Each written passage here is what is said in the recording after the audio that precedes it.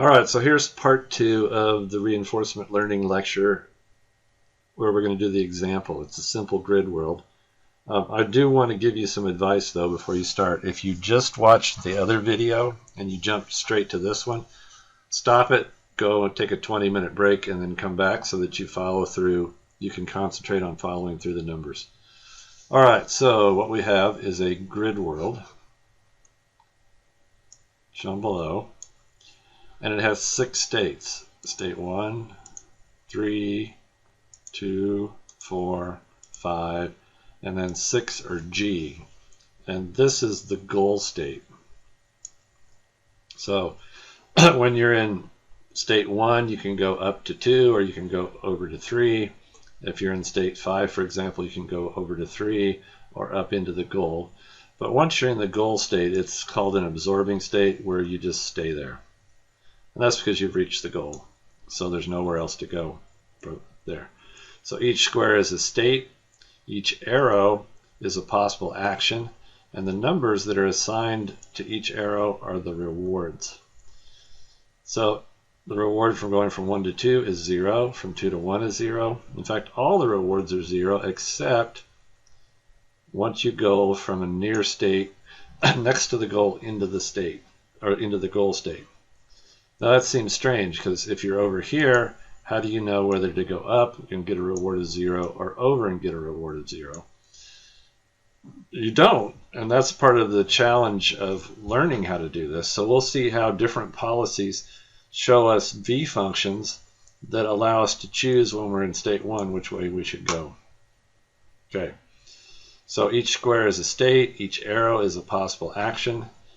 And then the reward is shown as associated with that action. Again, goal G or 6 is an absorbing state. All right, so what we're going to do is, in order to calculate a V function, we need a policy because the V function is tied to a specific policy, which is an action of what to do when in each state. So a separate diagram. The diagram above showed the reward structure and the actions. Here, this is our actual policy pi1, which says, notice the arrows here, that if we're in state 2, we go to 1. We don't go to 4, we just go to 1. And we collect the reward that was identified earlier. If we're in state 1, we go to state 3. That's the policy. If we're in state 4, we go to state 2. If we're in state 3, we go to 5. So that means for each state, there's only one place you can go next from that because that's the policy. All right, so we're going to use gamma, the discount rate of 0.9. So every time you jump to a new state, it goes down by 0.9. And we're going to calculate the V pi1 for each state in the grid. Now the numbers are already written in. When I do this lecture in class, I leave these boxes blank.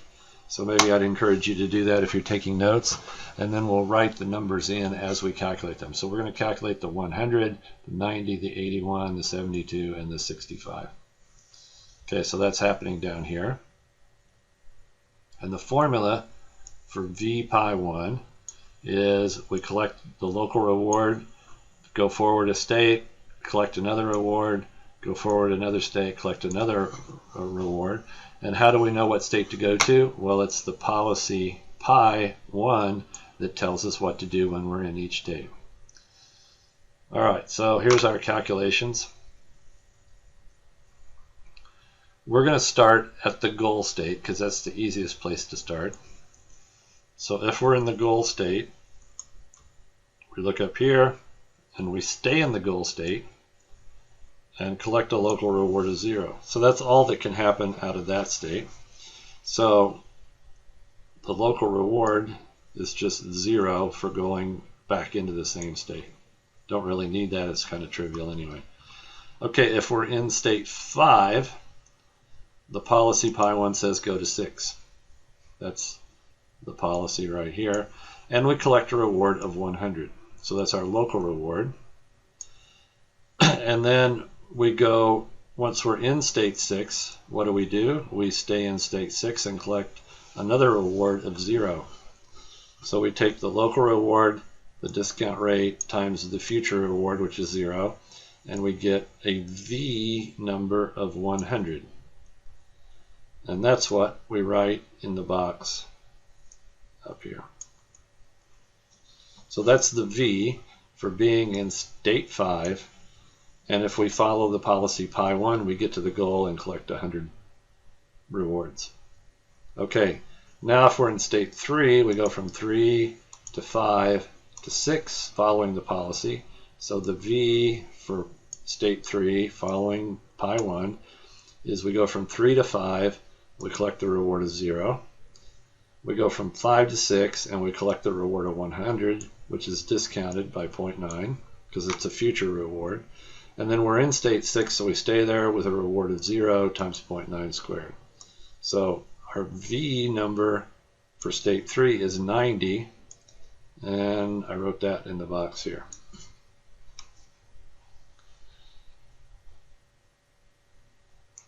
All right, so then we go to state 1. State 1 goes to 3, goes to 5, goes to 6. So the V for state 1 following that path policy is 0 from going from 1 to 3, and 0 from going from 3 to 6, and then 100 going from, 3 to 5, and then 100 from going from 5 to 6, again discounted by squared. And then once we're in 6, we collect a 0 reward, multiply by 0.9 to the third, and so we get an 81 for the V for being in state 1 following policy Pi1. And we write that in the box up here. So again, these box numbers are the V's for that state going forward following policy Pi1. Then if we're in state 2, the policy says we'll go from 2 to 1, and then to 3, and then to 5, and then to 6. You might start to see that there's a pattern here. As we work our way away from the goal, we keep following the same path. We just go backwards along the goal. That's going to be important later when we talk about this stuff over here. All right, so if we're in state 2, we collect 0. We collect 0 for going from 1 to 3, and we collect 0 from going from 3 to 5. Then we collect 100 for going from 5 to 6. Then we collect 0 from going from 6 back to itself. Discounted, you get 72.9. And that's what I wrote in the box right here. And the last one is we're going to start in state S4 because we haven't done that one yet. We've done all the other starting states. So if we're in 4, we go to 2, we go to 1, we go to 5, we go to 6, and we go to 5, and then we go to 6. Again, always following policy Pi1 because the V is being calculated only for that policy. So here we get 0 from going from 1, let's see, what is it? It's 4. 4 to 2 gives us 0. 2 to 1 gives us 0. 1 to 3 gives us 0. 3 to 5 gives us 0. 5 to 6, we collect a reward of 100. 6 stays inside itself, so we get 0. And we get the V for that of 65.61. So we write that in the box up here. And so if you look at the box numbers, it's pretty clear that if you're starting in state 4, your reward is going to take you, to get to the goal, you have to go all the way around, and so your reward is less here than if you started in one of the other states. Still not relevant as far as an optimal policy because we are just doing policy Pi1. All right, so important note, we wrote this stuff up here. If we look at the reward that we calculated here, we had the local reward plus 0.9 times the previous state V value. All right, so if we're calculating V for state 5, we take the local reward going from 5 to 6, and then we take 0.9 times the V for that next state. Okay, well, that's still kind of trivial. How about the S3 state? We collect the local reward, and then this stuff here is the V for state 5 multiplied times 0.9. So if you look up here, 100 plus 0.9 times 0, that's 100 plus 0.9 times 0. And so if we want to calculate state 3 V function, we take the local reward going from 3 to 5, and then 0.9 times the previous V function. So this is one of the advantages of working your way outward from the goal, is you can actually shortcut this calculation, because as we go to state 1, we collect the local reward plus 0.9 times the reward from the the next V function. So you always collect the local reward and then go one step forward and take the V from that. Same thing here. So down at the bottom is the general statement of that. It says to calculate the V for a state Si, we collect the local reward for going from I to wherever pi tells us to go, plus gamma times the V of the next state that we ended up in following the pi policy. So as long as we've calculated the V's further along the line here, then we can always work our way backward very easily. Makes sense because you're following the same path every time, so why redo the calculations over and over again? Okay, how about a different policy? This is pi 2, it's not the same as pi 1. This thing says, okay, if I'm in 1, go to 3. If I'm in 2, go to 4. Remember before, with policy pi 1 from 2, we went to 1. If we're in 4, we go to the goal. If we're in 3, we go to 5. If we're in 5, we go to 6.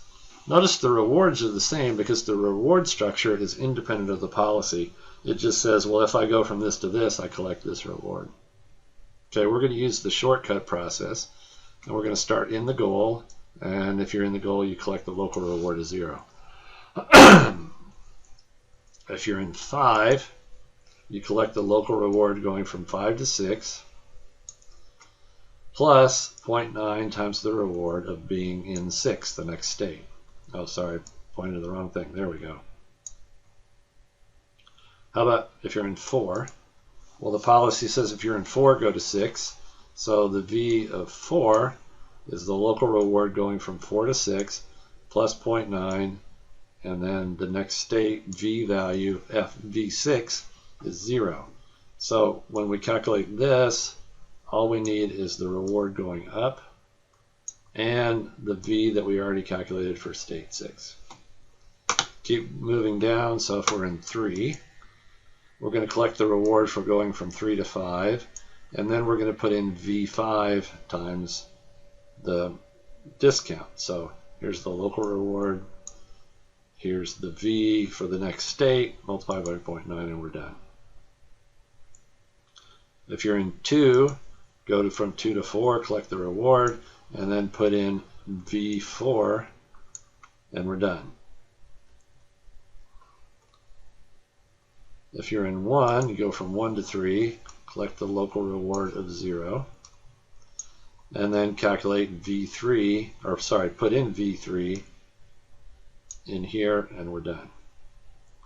Now there's no reason that you couldn't, if you wanted to do the formula just like we did before. You could go from 1 to 3, collect 0, go from 3 to 5, collect 0 multiplied by 0.9, and then go from 5 to 6, collect the 100 and multiply by 0.9 squared.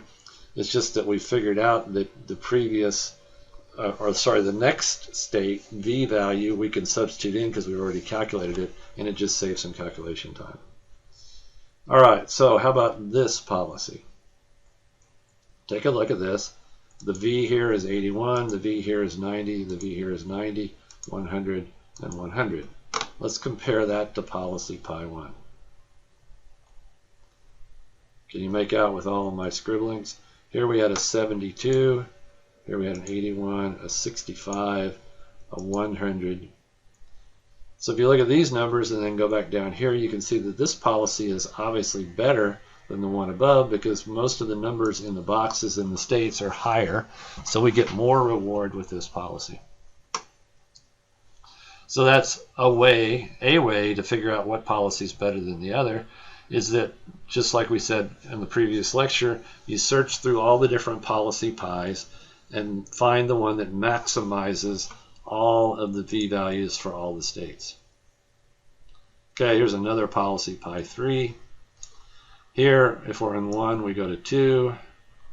If we're in 2, we go to 4. If we're in 4, we go to the goal. If we're in 3, we go to 4. If we're in 5, we go up. So pretty much it looks like if you're in the bottom row, go up. If you're in the top row, go over. So how does this compare? If you go through the same calculation, you get a 90 here for the V, an 81, a 100, a 90, and a 100. So how does that compare? We got 80s and 90s and 100s. Up here we had 80s, 90s, and 100s. So these two policies are pretty much equivalent.